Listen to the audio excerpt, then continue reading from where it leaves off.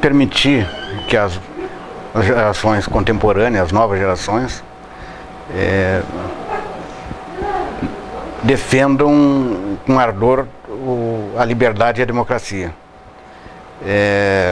A experiência que nós vivemos, nós daquela geração, e inclusive os um pouco mais velhos que nós, foi uma experiência de total ausência de liberdade, né?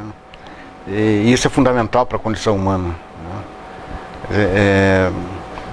E o Brasil tem um longo histórico de autoritarismo, de ditaduras, e muito pouco de democracia, né? O mais longo período de democracia é este que nós estamos vivendo agora, né?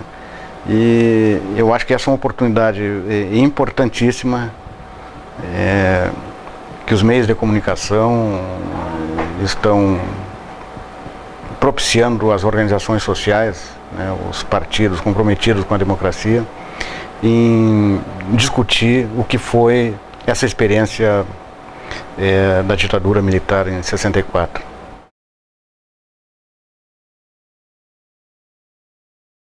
Eu, nesse período dos comunistas do Sul, que é de 77, eu entrei na universidade em 76, de 76 a 79, estava muito circunscrito ao movimento estudantil universitário, né?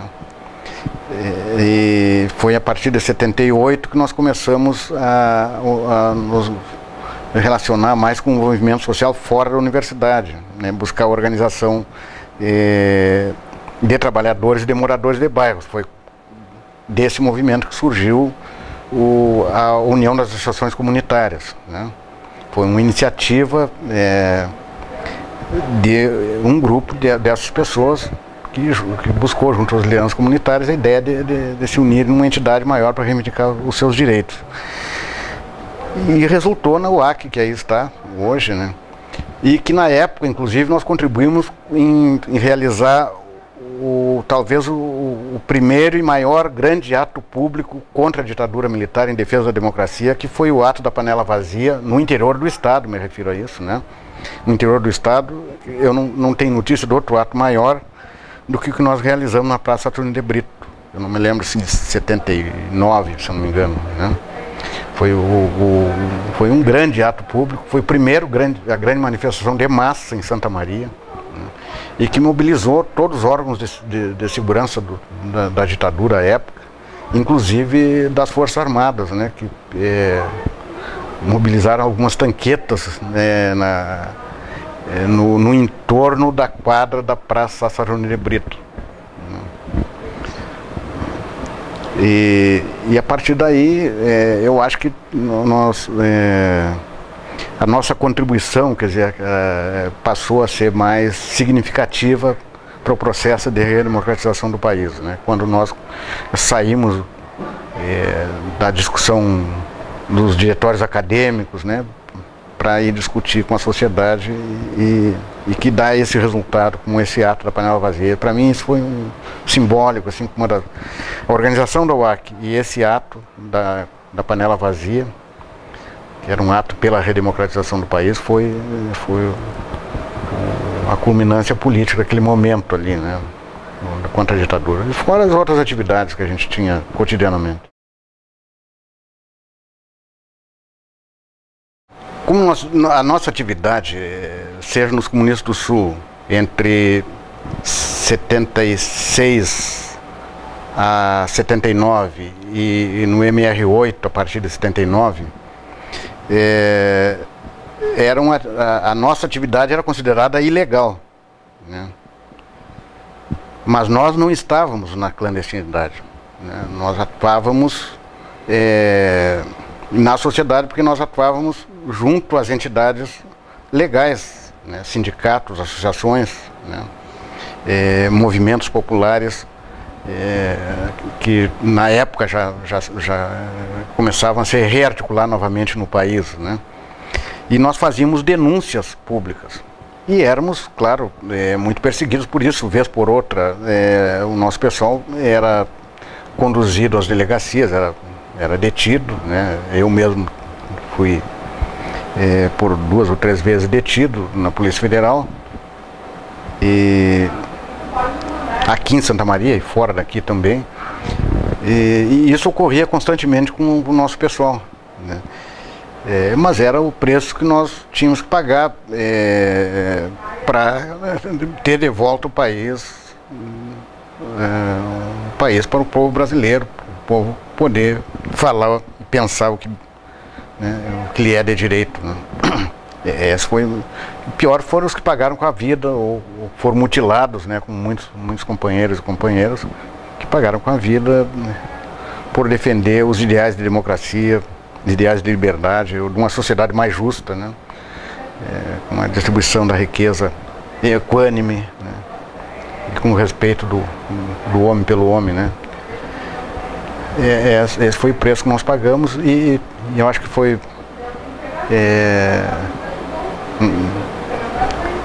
muito bom o que fizemos, né?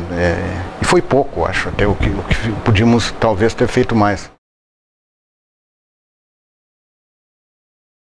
O próprio MR8, como grande parte das organizações de esquerdas brasileiras, são decorrentes de divergências pontuais do PCB.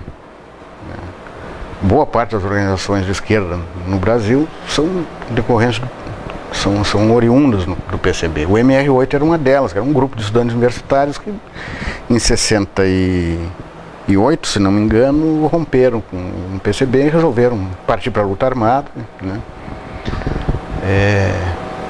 Então, o que ocorreu em 82 foi que uma parcela do MR8 entendia que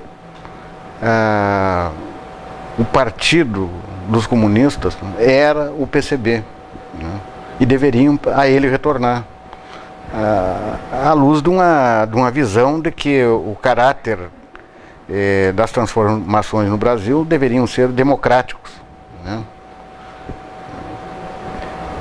E foi com esta democrático e nacional, ou seja, que nós tínhamos como, no momento ali, a questão fundamental a defender a redemocratização do país, a democracia como centro da nossa política e os interesses nacionais, né? E foi essa visão que nos aproximou do PCB, a esta corrente que eu me afiliei. A época era encabeçada pelo ex-ministro Franklin Martins, né? Aliás, eu me lembro de ter reunido, né, com ele no Rio, na decisão da dissidência, né, que é uma espécie de congresso clandestino, né? Foi num apartamento lá na próxima Lagoa Rodrigo de Freitas, depois da meia-noite, né?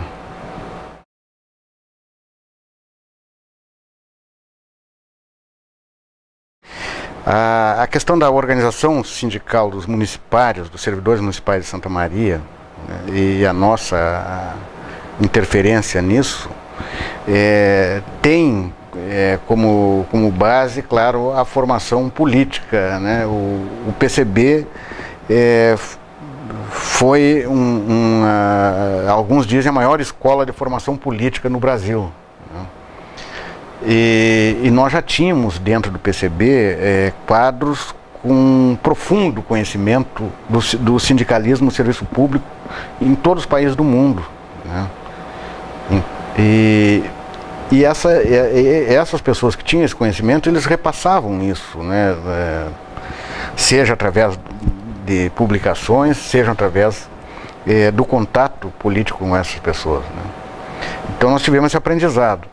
E isso, quando surgiu o movimento dos servidores, que era um movimento reivindicatório, nós já incorporamos nas reivindicações a formação do sindicato, né, na pauta de luta dos municipários de Santa Maria, antes mesmo da Constituição de 88, porque nós já estávamos brigando na Constituição para que fosse aprovado o direito à sindicalização. E nós conseguimos isso, né? Até porque nós tínhamos no PCB, nós fomos o primeiro partido a apresentar um projeto completo de Constituição. Foi o primeiro partido a apresentar na forma jurídica, inclusive, que serviu de referência para outros partidos num primeiro momento. Então, nós, como já tínhamos certeza que ia ser aprovada na Constituinte, o direito à sindicalização, nós lutamos e coincidiu com a deflagração da greve a nível local dos municipais, que paralisou toda a categoria à época, né? O prefeito era o Dr. Farré. Pararam até alguns CCs, uma coisa curiosa, né? E aí, alguns dias após a promulgação da Constituição, nós fundamos os sindicatos municipais e eu fui eleito seu primeiro presidente, né? Lá permanecendo até 1997 por 4 mandatos consecutivos, né?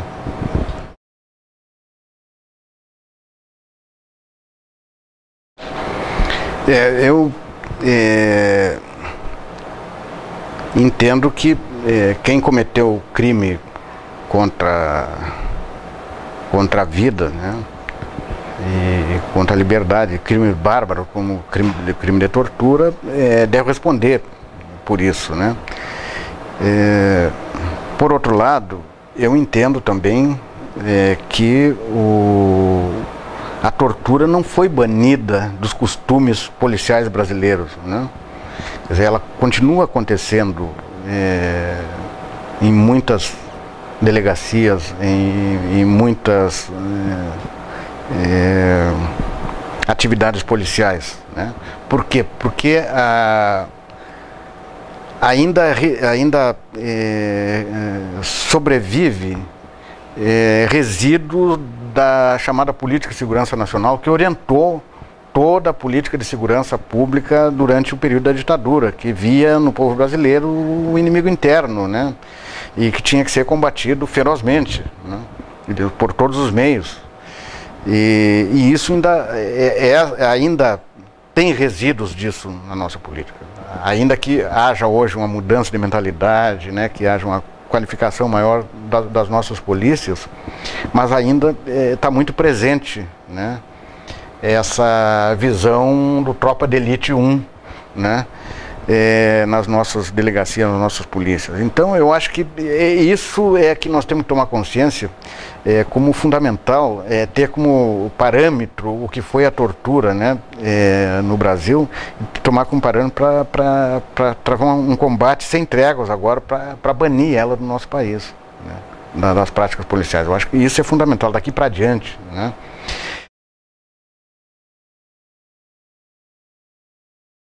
A punição dos torturadores,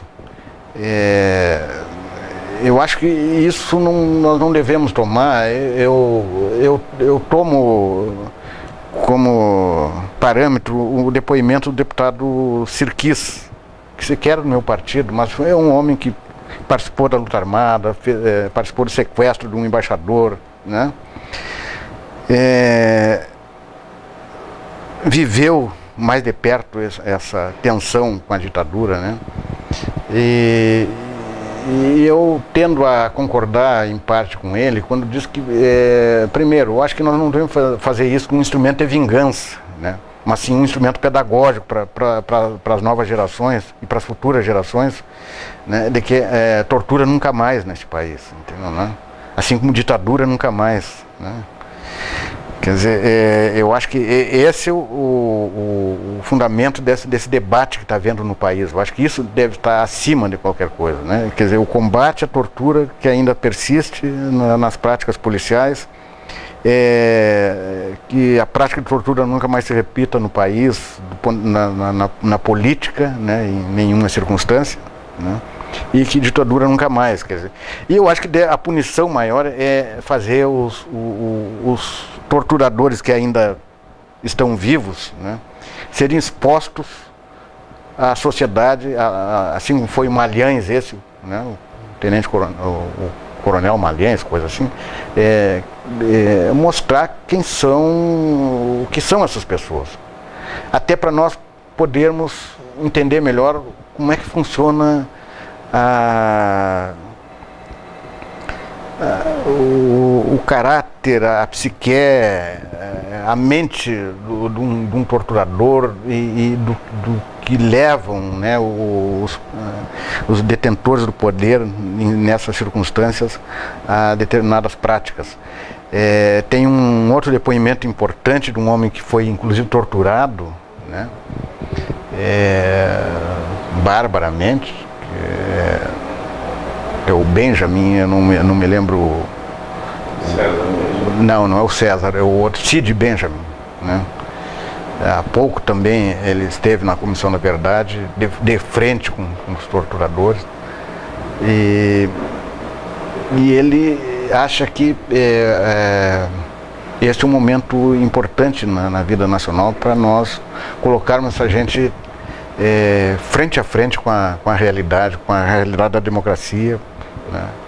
Frente a frente com as vítimas, né, diretas ou indiretas da tortura, e mais do que, digamos assim, levá-los à prisão simplesmente, né, como um ato de resposta tardia, né, é conhecer como funciona a mente dessa gente, né, até para a gente poder evitar isso futuramente.